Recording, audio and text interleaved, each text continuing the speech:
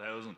And just to make the members aware that in the Dáil on Wednesday, the 6th of May, Minister for Justice Jim O'Callaghan, when he was asked the average length of a stay in an IPAS accommodation for persons whose international protection application was finalised in each year for 2019-2025, he responded that it was 1.5 years in 2024, and then further stated when a person completes their international protection application and receives a positive decision, they have a legal status that allows them to remain in Ireland.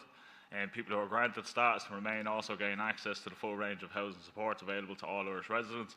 You might be wondering what does this have to do with the Paul housing, but essentially early this year in January 2026 we found out, or discovered rather should I say, that 70% of the allocations that the Paul Housing Association made were to people who were formerly in the IPAS system.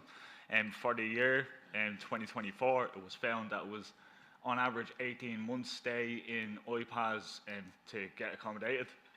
I'd just like to, register my objection to Fingal County Council allocating €270,000 to this housing body, and I'd ask other councillors to object to it too, because how can we seriously look our constituents in the face who contact us every single day saying they're on the social housing list 10, 15, 20 years.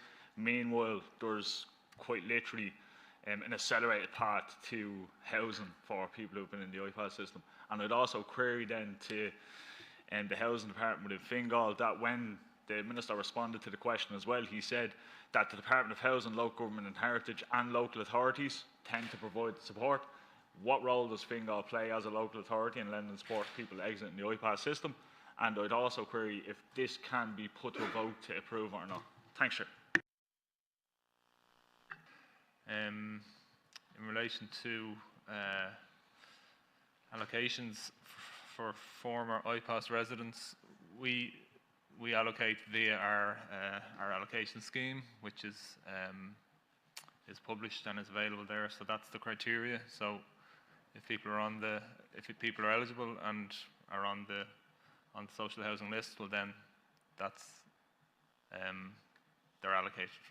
They're eligible to be allocated a place under our social housing allocations scheme. And if this is not approved, well then none of the acquisitions then will go ahead under this item.